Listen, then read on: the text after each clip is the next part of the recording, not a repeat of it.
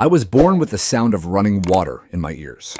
Not ocean waves or city fountains, but something quieter, steadier, something alive. A narrow creek curled through the back edge of my land, just behind the rusted swing set my father welded together the summer I turned 6. That creek was not just a feature of the property, it was part of our family. Its gurgling song drifted through the kitchen window in spring, kept the frogs and crickets company on summer nights, and raged with a voice of thunder whenever the skies cracked open in storm. To most folks, it was just water. To me, it was memory. It was protection. It was grief. My name is Daniel Hunt. I am a retired Army engineer, and I spent 23 years learning how water moves, how terrain lies, how the earth shifts beneath our boots, whether we notice or not. I thought I understood loss from my deployments from the men we left behind in foreign soil. But nothing prepared me for what I lost in my own backyard. In 1999, a flash flood tore through this valley like a knife through silk. My daughter was only 8. We had had 2 days of rain, nothing unusual for spring, but upstream a culvert had clogged, and when it gave way, it released a wall of water so sudden it was over before anyone could scream. My wife Lila had gone out to check on the neighbors' horses. They had been spooked by lightning. She never made it back. They found her a half-mile downstream, caught in the branches of a cottonwood tree. After the funeral, I almost sold the house. The land felt cursed. But that creek, for all it had taken, had also held my childhood, and now it held Lila. I built a small bench by the edge, planted lilies along the bank, and I swore I would never let anyone touch it. When the HOA came knocking in 2006, I was civil. Polite, even.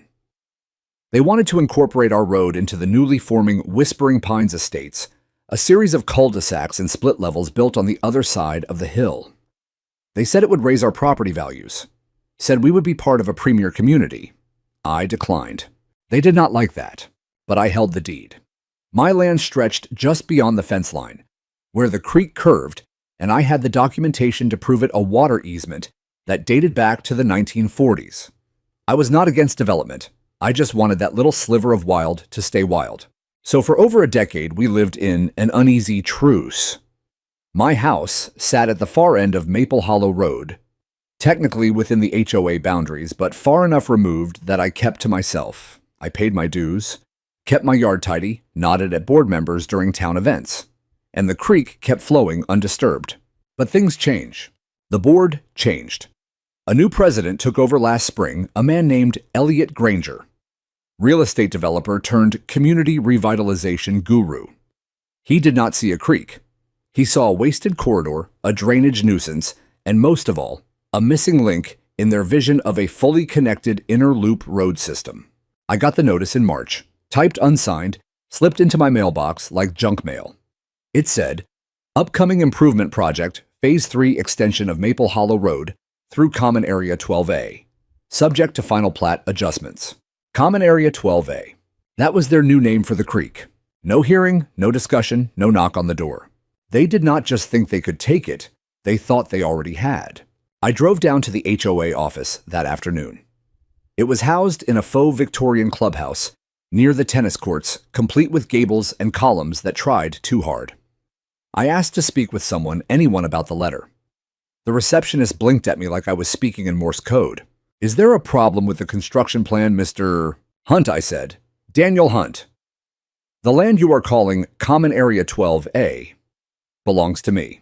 And that creek is not just a ditch, it is a protected waterway. She gave a tight-lipped smile. Sir, if you believe there is a clerical error, you are welcome to submit a form for review.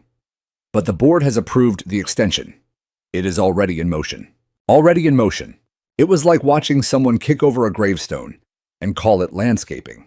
That night, I stood by the creek with a flashlight in one hand and Lila's locket in the other. The moonlight shimmered across the water's ripples. I thought about how many times my daughter had floated paper boats down this same stretch, how many birthday candles had been blown out under the cottonwood tree. And I made a second vow. If the board wanted a fight, I would give them one. But I would not scream. I would not stomp. I would do what water does, move quietly, steadily, shaping everything in its path without ever losing its way. Because the creek did not belong to them. It belonged to me, and to her, and to the land that remembered. It started with stakes in the ground. I woke one morning to the sound of unfamiliar voices outside my bedroom window. Not loud, just steady, calculated, like men on a job site. When I stepped onto my porch with coffee still in my hand, I saw them 3 contractors in reflective vests, driving tall orange stakes into the grass with sledgehammers. One of them had already laid out measuring tape across my back easement, stretching it over the creek bed like it was nothing more than a bump in the road. I walked straight up to them, boots still unlaced, and said, "Who gave you permission to do this?" The youngest guy, a lanky kid, barely older than my daughter would have been now, looked startled. They said we could start clearing today." "Clearing what?" "Debris, sir. Brush, dirt. This is the new road extension." He said it like it was obvious, like it was already decided. I told them plainly they were trespassing, that the land was mine, that I had the legal paperwork. They paused. The kid looked at the older guy, who shrugged and said, "We are just doing what we are told." Then they packed up their gear, but not before leaving their flags and survey tape scattered all over my property, like it was already theirs. Within the hour, I was at the HOA office again. This time, I demanded to see the board president. Elliot Granger greeted me like I was a customer at one of his open houses. He had that slick developer smile, the kind that shows teeth but not sincerity, and wore a blazer far too tight for a man in his 50s. "Ah, Mr. Hunt," he said, rising from behind his desk. "Good to finally meet you. I assume you are here about the road." I stood firm. "You are trespassing, and you are building over a protected stream." His smile did not budge. "Technically, it is a seasonal water feature, not a protected stream. And according to our revised community map approved by the majority last December, that corridor is now considered common use." "You cannot just rewrite boundaries," I said. "You need consent from adjacent landowners, which I am not." He tapped a folder on his desk. "We have engineering assessments, and our legal team reviewed the subdivision charter. We are well within our rights to improve connectivity for emergency access." I leaned forward. "You are paving over history. That creek has never dried up. Not once. I have documentation going back to 1953. I have FEMA floodplain maps. You think you can dump gravel over it and pretend it is not there?" He paused, only briefly. "If you have concerns, Mr. Hunt, you are welcome to raise them formally at next month's board meeting." I could feel my pulse rising, but I kept my voice even. "You will stop construction until then." He shook his head. "We are on a timeline. We have got contractors booked and materials ordered. Delays cost money. So does litigation," I said. He raised an eyebrow, like I had told a joke. "You are welcome to try, but I would hate to see neighborly goodwill turn sour." Neighborly goodwill. That night, I pulled every document I had from the old cedar trunk in the attic. Yellowed surveys, plat maps, handwritten annotations by my grandfather. Even a photo of the creek during the '99 flood, swollen and churning the water, breaching halfway up the fence line. I scanned them all. I also dug out my Army engineering field books, not for nostalgia, but to refresh the language of resistance, erosion control, flood risk modeling, riprap slope failures. The next morning they returned. This time it was not just surveyors, it was a backhoe. Parked halfway on HOA land, halfway on mine. Its heavy steel treads had already crushed the wild lilies by the creek's edge. 2 men were setting up orange plastic fencing along a makeshift perimeter. I stepped outside and called to them, but they ignored me. So I stood in front of the backhoe, right there in the path of its bucket. I did not scream, did not threaten. I just stood arms crossed as the driver killed the engine and stepped out muttering something into his walkie. 30 minutes later, a sheriff's deputy arrived. To his credit, the deputy was not hostile. He listened to my story, reviewed the copy of the deed I brought out, and walked the site with me. But when he radioed dispatch to confirm jurisdiction, all he got was static. The HOA had already pre-cleared construction, with the County Public Works Department citing infrastructure improvements. And because no active digging had occurred yet, the deputy said his hands were tied. "But they are on my land. Not according to their permit application," he said. "You will need to contest it with the county assessor's office. In the meantime, I recommend you do not interfere with heavy machinery." He was not being cruel. He was just overwhelmed, probably dealing with meth busts and domestic calls all day. And now some old vet was waving survey maps in front of him about a creek no one else seemed to care about. So they kept building. Over the next week, dump trucks brought gravel. Excavators pushed soil into the creek bed. They laid down plastic culverts, thin, shallow pipes not nearly wide enough for spring runoff, and covered them with compacted stone. My creek, once a living ribbon of water and mud and frogs and roots, was now buried under 12 inches of artificial road bed. The sound changed. The gentle gurgle I had heard for decades was gone. Now it was muffled, strangled. On dry days, there was only silence. On wet ones, a faint glugging as water tried to squeeze through the culverts like breath through a crushed throat. The HOA put up signs, "Coming soon, Maple Hollow Loop Extension." They even printed flyers touting improved emergency vehicle access and enhanced neighborhood flow. They called it progress. I called it a burial. But what they did not realize, what they refused to realize, was that nature does not forget. You can cover a stream. You can redirect its path. You can pave over memory. But the water waits. And I did too. They came at dawn like a demolition crew in a war zone. 3 yellow bulldozers, 2 dump trucks, and a skid steer with a clawed bucket arrived in convoy down Maple Hollow Road just after 6:30 a.m. I was already on the porch with my thermos in hand, watching the sun rise over the ridge. When I heard the first low rumble, I knew it was not thunder. It was arrogance in motion. I did not sleep much that night. The HOA had posted another notice, this time tacked to my front gate, like a wanted poster. Final phase of road installation to commence, April 18th. It was dated unsigned and printed on HOA letterhead, as if it was gospel. I had already filed an injunction with the county office, but court motions take time. And time was exactly what they were trying to outrun. I stood at the edge of the property line, in my boots, hat low, arms folded. They did not even glance my way. Not Elliot Granger in his tailored suit, not the foreman with his hard hat and clipboard. The machines moved with mechanical indifference, pushing soil rocks and years of memory into the deep wound they had already carved through my land. They brought the bulldozers anyway, because they did not think I would stop them. The creek was not just buried, now it was gone. They leveled it completely. Piled gravel high over the culverts, packed it down with rollers until it looked like any other suburban roadbed. Where dragonflies used to skim the water's surface, now there were painted white lines and orange cones. I heard one of the workers joke that it would be a perfect shortcut to the tennis courts. They had no idea what they were inviting. The day stretched long and dry. By mid-afternoon, the sun baked the ground until dust hung in the air like powder. I walked the perimeter slowly, camera in hand, taking pictures of everything. Soil displacement, erosion patterns, the shoddy culvert installation that would never hold up to real rainfall. They had not even sealed the seams. Water would have nowhere to go. No retention basin, no runoff channel, no riprap. Just gravel on mud, like throwing a sheet over a breathing body and pretending it will not move. I knew the signs. I had seen them in Afghanistan, in Haiti, in Louisiana.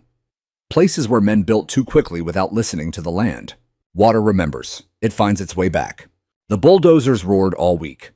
The sound sank into my bones, hollow and metallic, like the echo of something breaking and never quite mending. By Friday, the road was complete, or so they claimed. Fresh asphalt laid over the compacted gravel. A brand new sign at the bend, Private Drive Whispering Pines Loop. They installed that sign right on the border of my land, as if it had never been mine. I tried to talk to Elliot once more. It was not pride, it was habit. I believe in process, in communication, in decency. I caught him at the end of the workday, standing near his black SUV, checking his phone. He wore mirrored sunglasses, even though the sun had dipped behind the ridge. I approached calmly, my camera hanging from my neck. "Granger," I said, "we need to talk." He looked up slowly. "Mr. Hunt, always a pleasure. You have destroyed the creek. That road will not hold. It is a flood risk." He smiled. "We consulted engineers. No hydrologist signed off on this," I said. "Your culverts are undersized. There is no outflow channel. Come the first real storm, it will back up and collapse." He raised his eyebrows, almost amused. "Then I guess we will find out, will we not?" That was when I realized he wanted it to fail. Not because he was stupid, because failure meant rebuilding. And rebuilding meant contracts, contractors, more assessments, more budget approvals. The HOA was not just a board, it was his feeding trough. And this road, this was just his appetizer. That night, I opened a locked drawer in my study and pulled out the field reports I had written during Katrina. I still had copies. I scanned them notes on culvert failure structural undermining hydrostatic buildup. Then I printed FEMA's current flood maps for the area, which clearly marked the creek as a high-risk flood zone during Category 1 storms. Then I emailed everything to the city engineer's office. I CC'd the county assessor, the zoning commissioner, and the regional office of the Environmental Protection Agency. Then I waited and watched. It did not take long. The first storm came 2 weeks later. It was nothing big, just a spring squall rolling off the hills. But the moment the clouds burst, I saw the water pooling where it used to flow freely. The culverts could not handle the volume. The road held for now, but the base beneath it began to erode. I stepped out in the rain camera in hand and took video. The water surged against the underside of the roadbed, searching for escape. Instead, it spread sideways, devouring the loose soil along the edge. Tree roots twisted in protest as the ground sloughed off inch by inch. By morning, a 3-foot-wide sink had formed at the edge of the pavement.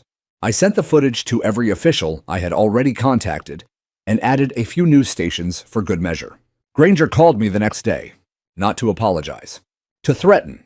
I hope you realize he said you are putting the entire neighborhood at risk by interfering with essential infrastructure. I did not interfere, I said.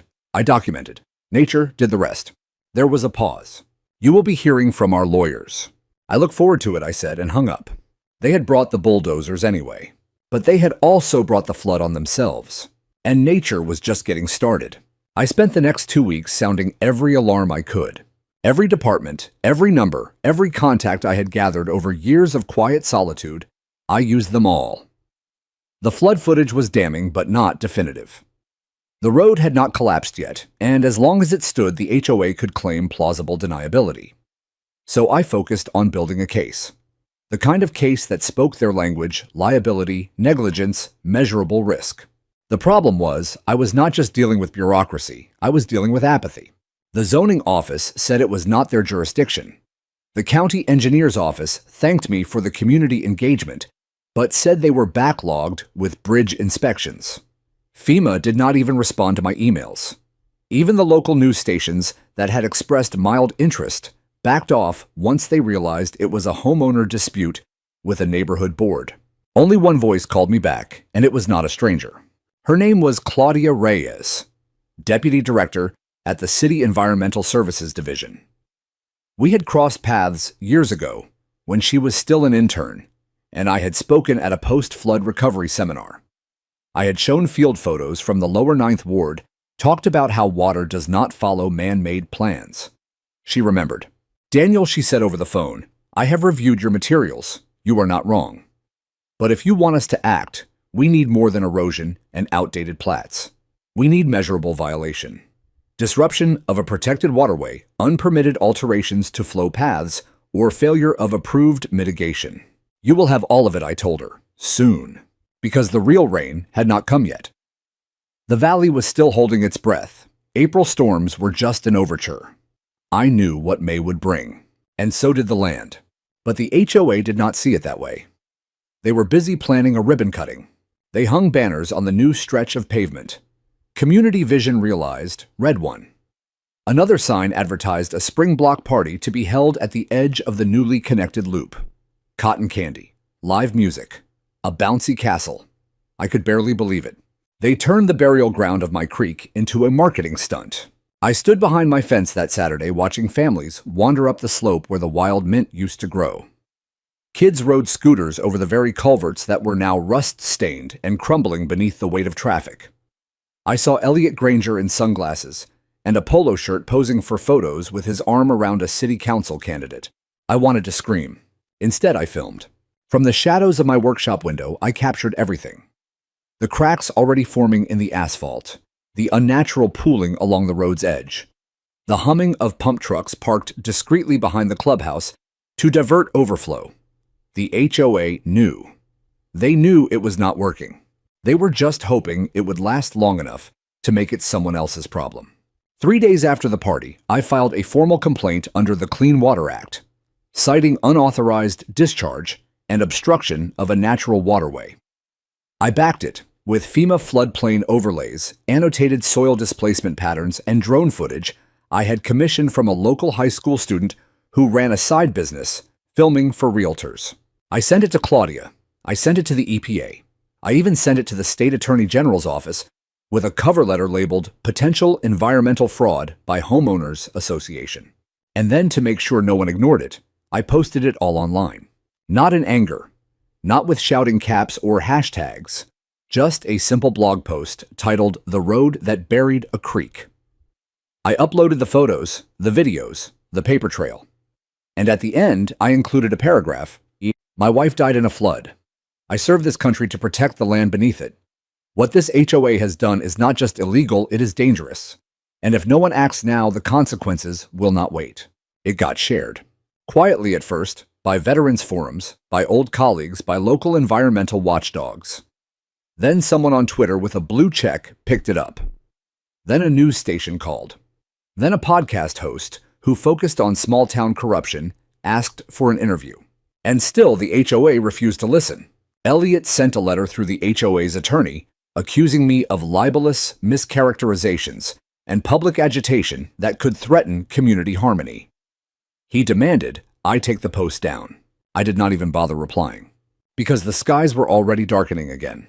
This time, it was not a squall. It was a front line of thunderclouds stretching from the Gulf like a steel belt across the horizon. The weather report called it a rare double storm event, 2 cells colliding over our region, expected to dump more than 6 inches of rain in under 12 hours. I stood by the window that evening, lights off, watching the first drops streak the glass.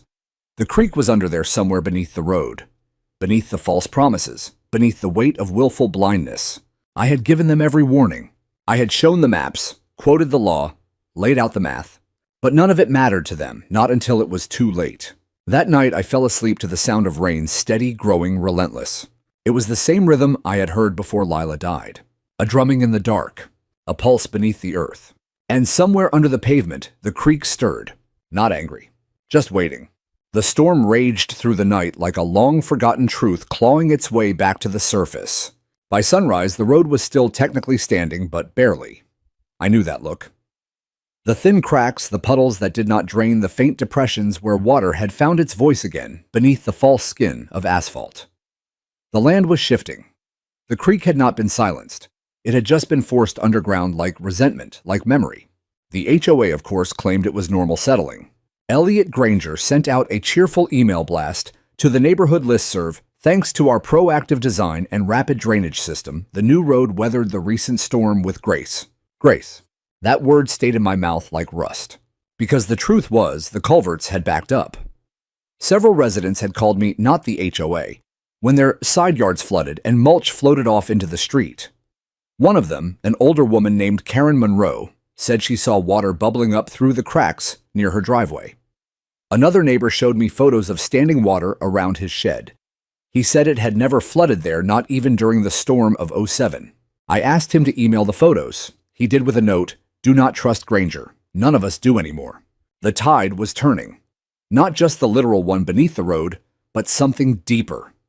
The community was starting to wake up, but the HOA doubled down. They hired a crew to repaint the lane markers and patched the emerging cracks with cold mix, quick and dirty. They told residents the road was perfectly sound.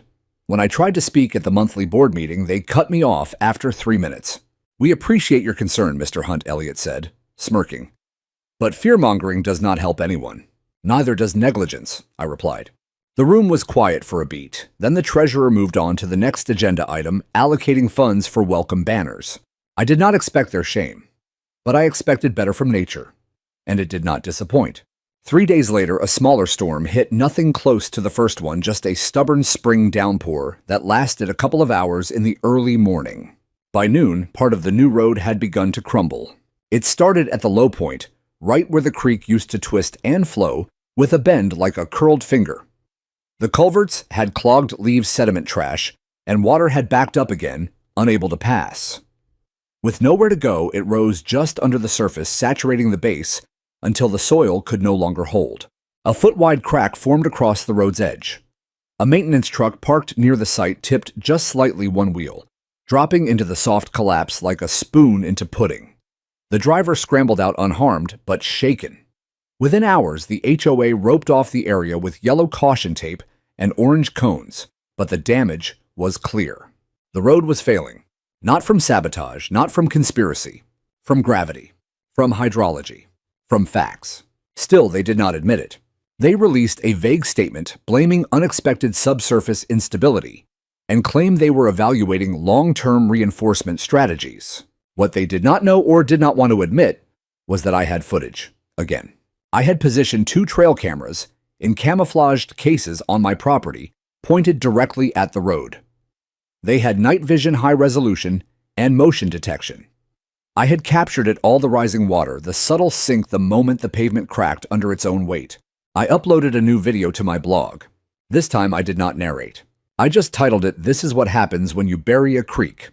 Within 24 hours, it had 20,000 views. By the end of the week, a local news station showed up at my door. The reporter was young, early 30s maybe, with a notepad and a voice full of carefully practiced empathy. Her cameraman stayed silent, capturing B-roll of the cracked road, the bent private drive sign, the line of cones flapping in the breeze.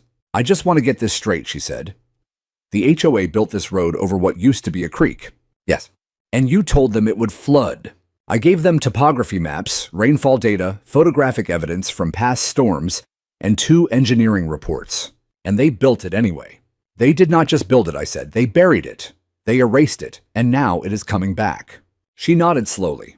We talked for 15 minutes. She did not promise to air it. But the next day, the segment ran. It opened with my footage, nighttime water bubbling up through asphalt, followed by aerial drone shots of the cracked road and a brief clip of Elliot Granger refusing to answer questions as he climbed into his SUV. The headline on the 6 o'clock news: "Creek Crisis Homeowner Blames HOA for Road Collapse." That word again. Blames. As if this were a matter of opinion. But I did not mind, because more calls came after that. A civil engineer from the State Transportation Office reached out. Said he had read the blog. Asked if I had soil samples. I did. He asked if I could walk him through the site. I said yes, gladly. That same week, Claudia Reyes called again. "I read the new report," she said. "We are escalating this. The EPA wants a site visit." "When?" "Soon. Maybe too late for the road, but not for what comes next." I did not ask what that meant. I just looked out at the caution tape fluttering in the wind. This was not just my fight anymore. The water had begun to speak in ways even the blind could not ignore. And this latest storm, it was only a taste. The next one would be the reckoning. It hit just after midnight. The forecast had warned of heavy rainfall and potential flash flooding. Local news called it a severe weather alert, but they were late. I had been tracking the pressure shift for 2 days. I could smell it in the wind, the heavy silence that draped over the valley like wet wool. The stillness of the birds, the humidity hanging in the dark like a held breath. When the rain came, it did not fall. It dropped. Like the sky had finally run out of patience. Thunder cracked like bone. Sheets of water slammed into rooftops and sidewalks and the hastily poured asphalt of the HOA's shortcut. I stood in my workshop watching through the window as gutters overflowed and the wind tore at branches. My trail cameras had already kicked on. So had the GoPro I had mounted under my deck, with a clear line of sight to the culverts. And then, just like I knew it would, the road began to give. It started subtly, almost politely. A slow, persistent pooling where the old creek used to bend. Then the culverts clogged again, this time not with leaves or trash, but with silt roots and entire slabs of gravel shifting under pressure. Water had been trapped too long, denied its course. Now it returned with interest. Within an hour, the roadbed had started to buckle. I threw on a raincoat, grabbed my phone, and stepped out into the downpour. Lightning flashed blue against the black. The cones were gone. The caution tape flapped uselessly, tangled around a storm drain sign that had already begun to tilt. I moved quickly, boots sinking into the grass, and crossed onto my old path, the one that used to lead to the creek before they erased it. But it was not gone. The creek had come back. It was not wide yet, but it was alive, furious. A twisting vein of muddy rage bubbling up through the seams of man-made pretense. The culverts had blown. A geyser of runoff and gravel sprayed upward like a fountain. Chunks of asphalt crumbled like cookies in milk. The center of the road caved, sinking 2, then 3 feet, and the water rushed in. I caught it all on video. My hands shook not from fear, but from awe. This was not destruction. It was restoration. The land was remembering its shape. The water was finding its truth.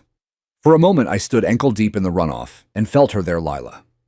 Felt the weight of grief, not as a burden, but as purpose. This was what she had died for. And now maybe it would not be in vain. By morning, the road was gone. The entire center section, 40 feet long, had been swept into the ravine. What remained looked like a broken bridge in a war zone. Rebar jutted from the sides like ribs. The earth had opened and swallowed their arrogance whole. The HOA was in chaos. I watched from my porch as trucks pulled up, headlights still on in the gray dawn. Elliot Granger stood with his umbrella shaking in his hand, barking into his phone, gesturing uselessly at the wreckage.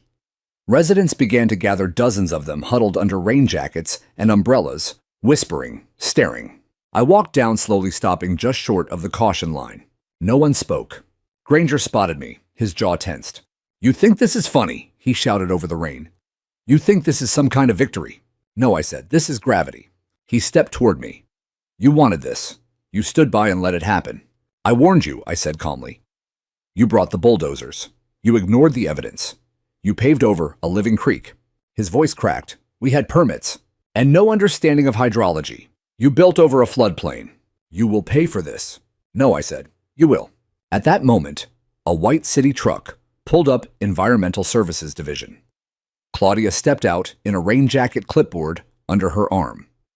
2 men followed, one in a hard hat, the other carrying a moisture probe and a GIS tablet. "Morning," Claudia said, ignoring the tension. "We are here for the site inspection." Elliot froze. "I was not informed." "We notified your office last week," Claudia cut in. "And I emailed you personally when the storm hit." Granger blinked. "This is not a good time." "It never is," she said. Then turned to me. "Mr. Hunt, could you walk us through the original topography?" "With pleasure." We walked past the cones down the slope, and I traced the curve of the old creek with my boot like I had done as a boy. Showed them the flow pattern, the collapsed culvert, the breach point. They took notes, measured depth, took water samples. And then they took photos of the HOA maintenance team who had just started dumping gravel into the sinkhole, without permits, without inspection, without any erosion control. That was the final nail. Claudia looked up from her notes and shook her head. Violation of Section 404. Unauthorized fill in a jurisdictional water body. Elliot's voice was trembling now. "We did not know. You were warned," she said, "by Mr. Hunt, multiple times, and now this road is a legal liability. Not just to you, but to the city." I stood beside her silent, letting the moment settle, letting the truth finally land. The rest of the day moved fast. A stop work order was issued. A second inspection team arrived. The EPA regional office called for emergency review. By afternoon, the HOA's construction account was frozen pending investigation. Residents gathered in small groups, whispering, murmuring. Some looked at me with guilt, others with quiet gratitude. But I did not need their praise. I just needed the creek. And now it was free. By the following morning, the storm had passed, but the finger-pointing had just begun. I heard the whispers before I even opened my gate. He wanted this to happen. He sabotaged the culverts. He flooded the road on purpose. The kind of rumors that do not come from logic, but from fear. People who needed a scapegoat and did not want to face the truth they had been duped by their own HOA. And I was convenient. I had been the one raising alarms. The one who stood in the rain with a camera. The one who said "I told you so" with my silence. Now they were angry not because they thought I was wrong, but because I had been right. The official blame started with a letter. It arrived folded twice, in an unmarked envelope, slid under my door. HOA stationery, of course. At the top, in bold, notice of intent to pursue civil action. It accused me of interfering with approved infrastructure, undermining community cohesion, and most egregiously encouraging environmental conditions leading to structural failure. That last one made me laugh out loud. Apparently, I now had the power to summon rainfall and bend water to my will.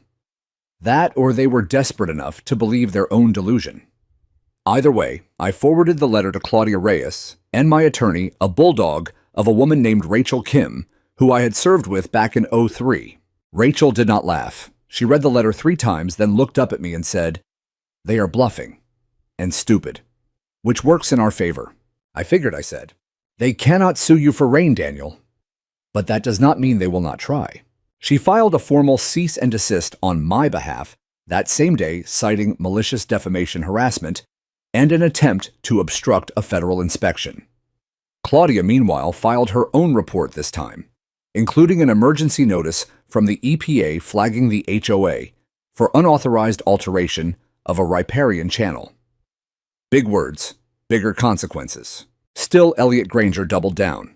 He called a special board meeting held in the community clubhouse 2 days after the flood. I did not plan on going, but word got out that he intended to make an example of me in front of the entire neighborhood. And if I had learned anything in the Army, it is that when someone tries to paint you as the villain, you do not let them hold the brush. I walked in 5 minutes before it started. The room was full folding chairs packed with residents, some still in damp shoes and puffy jackets from flood cleanup. I scanned their faces. Some avoided my eyes. Some nodded. One man whispered, "Thank you." I nodded back.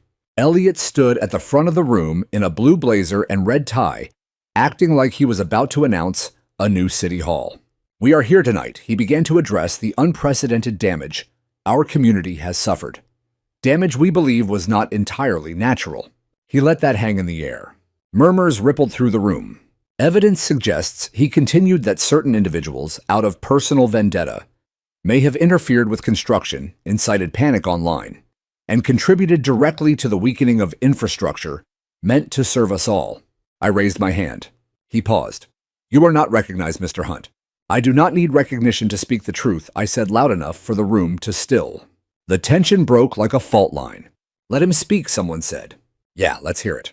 Elliot's jaw twitched, but he stepped aside. I walked to the front of the room and faced them. Not the board. The people. "I told them this would happen," I said. "I warned them with reports, photos, records. I have documents older than this HOA itself. The creek they buried was never meant to carry that kind of pressure. Water does not disappear because you want it to. You cannot negotiate with it. You cannot sue it. You can only respect it or pay the price." Elliot tried to interrupt, but someone in the back called out, "Let him finish." I looked at them, all of them. "I did not sabotage this road," I said. "Nature did what nature does. And I did not film it for glory. I filmed it because I lost my wife in a flood, right here, in the same valley. And I swore I would never let anyone bury danger under pavement and pretend it was safety." The room was silent, not a sound. Then slowly, a man stood up. It was the same neighbor who had emailed me the photo of the pooling water days before. He raised his hand not in protest, but in solidarity. "My basement flooded," he said, "and I do not blame Daniel. I blame the board." Another voice followed, then another. One woman clutched a soggy HOA flyer and said, "You told us this road was safe, Elliot. You never said it was over a creek." Granger's face turned pale. I stepped back, let the wave rise on its own. They turned on him like wind on dry grass. I did not gloat. I did not speak again.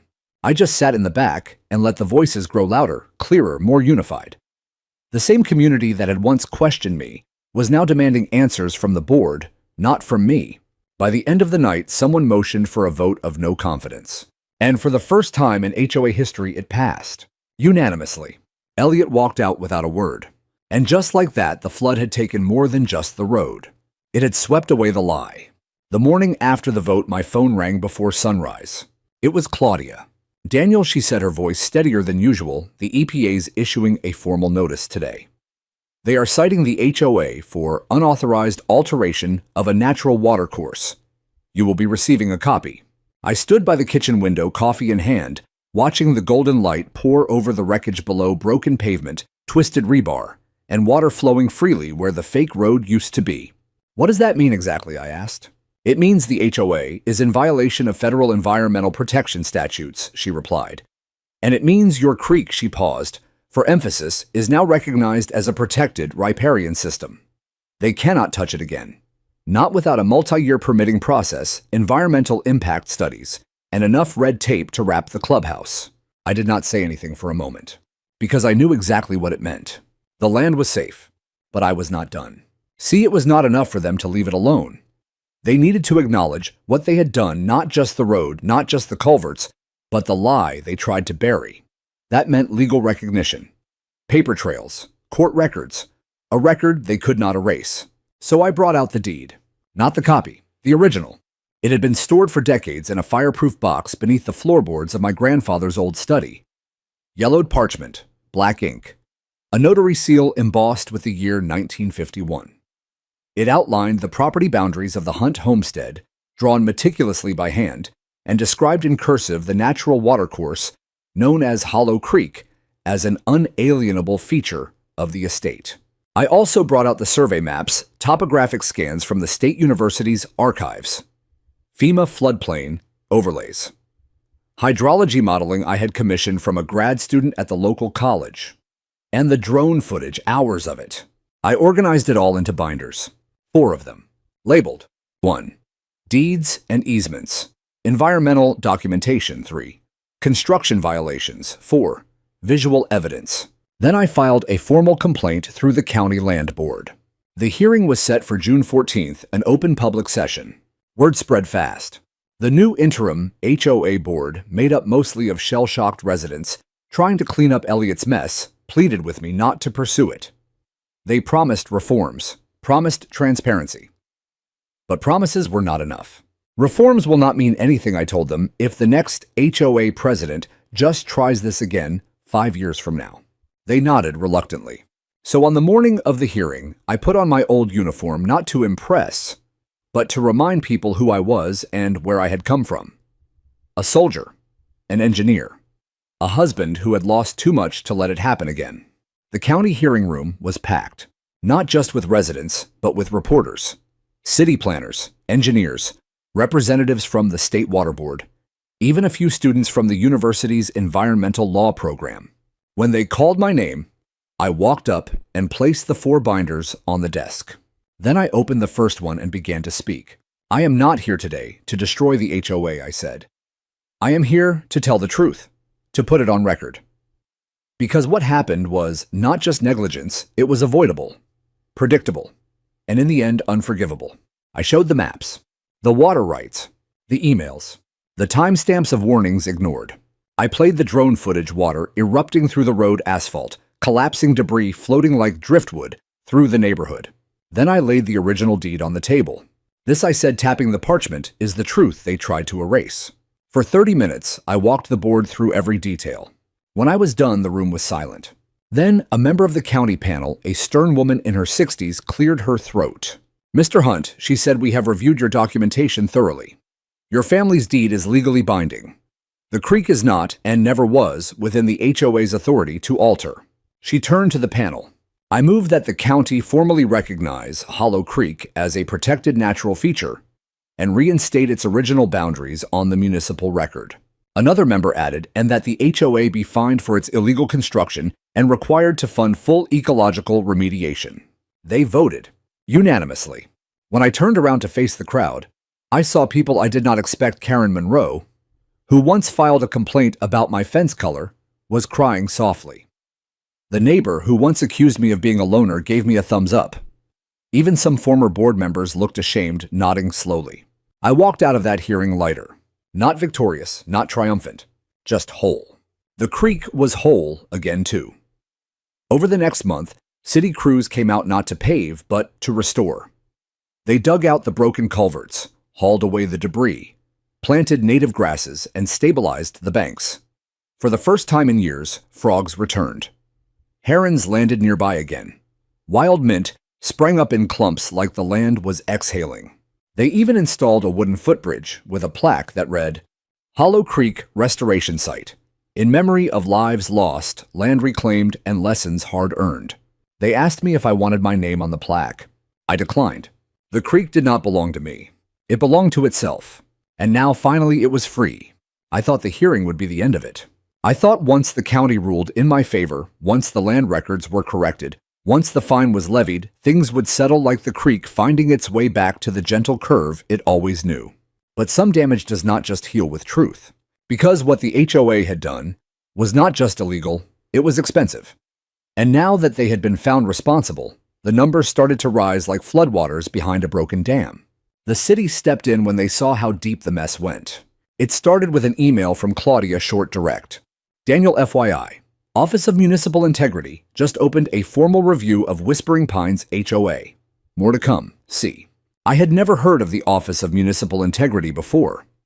Turns out they were a small task force buried in the city's legal framework, activated when misconduct crossed over into the territory of public endangerment and misuse of funds. Usually, they investigated corrupt contractors or rigged bids for civic projects.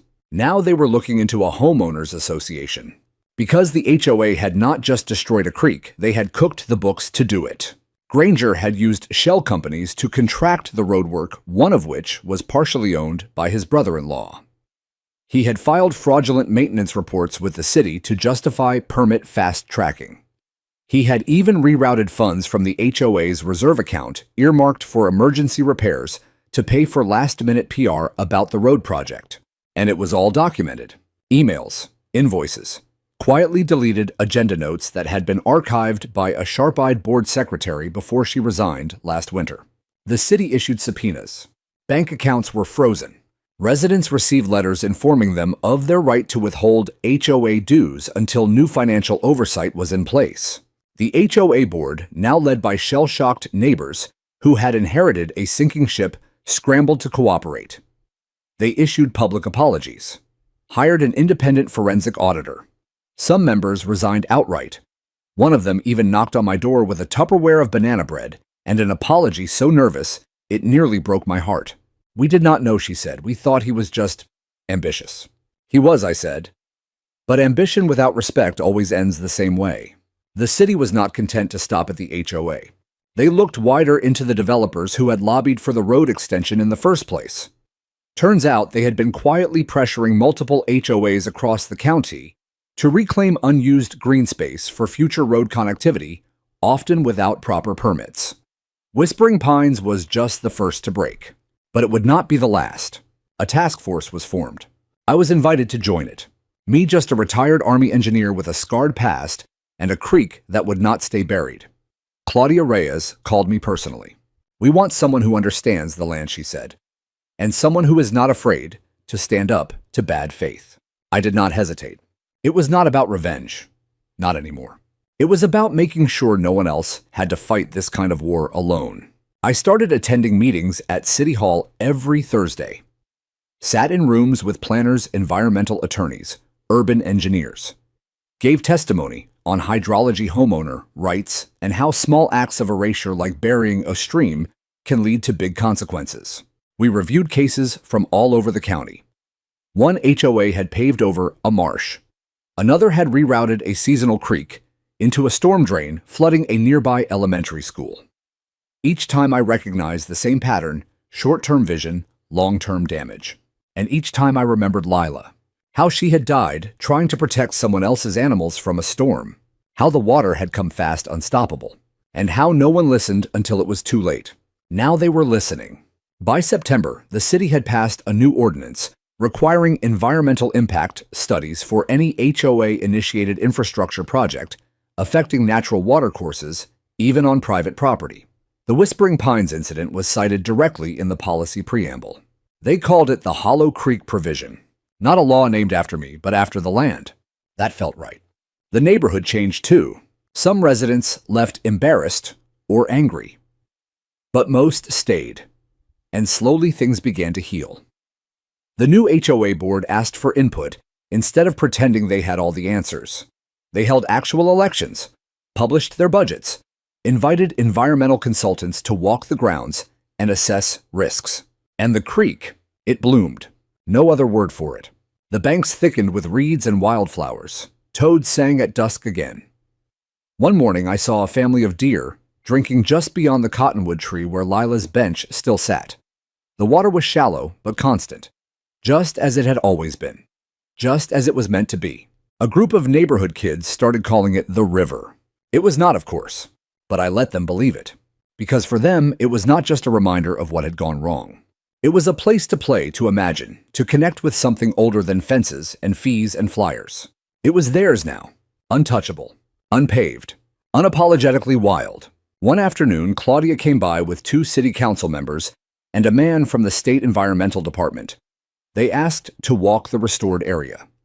I gave them a tour pointing out the native plants, the slope grading, the new erosion barriers.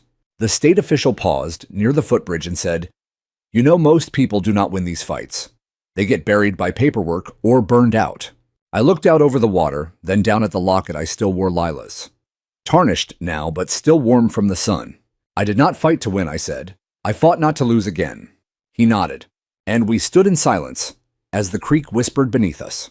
Some people think healing comes all at once, like a thunderclap or a lightning bolt. But I have learned it is quieter than that. It comes in moments, like the soft crunch of gravel under boots on a morning walk, the way the air smells just before rain, or the sound of the creek, my creek gurgling softly as it makes its slow, relentless path through earth that finally knows peace again. It has been nearly a year since the flood took back the road, since the lies were washed clean by water that had waited too long to speak, since Elliot Granger vanished from public view. No trial yet, his lawyers are still stalling, but the evidence is stacked high and dry, unlike the road he tried to build.